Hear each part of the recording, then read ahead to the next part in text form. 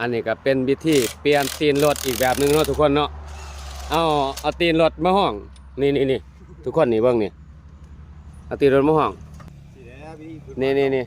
มาเบิ่งวิธีการเปลี่ยนตีนรถไถเนาะทุกคนเนาะบาเฮ็ดบางคนเขาก็เอาไม้ค้ำบางคนเขาก็เอาตีนมันเองนะเอาหล่อมันเองว่าไหลเนาะเอาหล่อมันเองมาค้ำเฮ็ดจะได้เนี่ยนี่ฮะเฮ็ดจะได้นี่สี่แล้วอย่างแรกเขาก็เอาตีนเข้ามาห้องใส่นี้วันอันนี้มันนี่สลักมันนี่บ่เอาห้องใส่หม่องสลักกันบ่จะได้เฮ็ดเดี๋ยววิธีง่ายหรอกแบบชีวิตเศร้าหายสนะเฮ้ยแหละนี่เบิ่งทุกคนนี่จะเริ่มต้นนี่เพิ่นสิเอาหล่อตัวใดเริ่มต้นคิงทบิดน่ะโลกทำยี่เดียวขิงย่างโอ้โมนี่ห้องบัดแบบโมนี่อันนี้คิงทบิดเพิ่นสิเอายางตัวนี้ห้องเนาะทุกคนเอายางตัวนี้ห้องมานี่รอบที่2นี่มันยางตัวนี้เอาเขาแล้วเดี๋ยวมาใส่ตีนเล็กบัดนี้เอาตีนเล็กมาห้องมองสลัก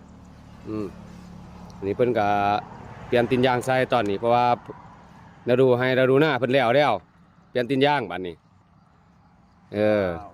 ขอบใจสำหรับความรู้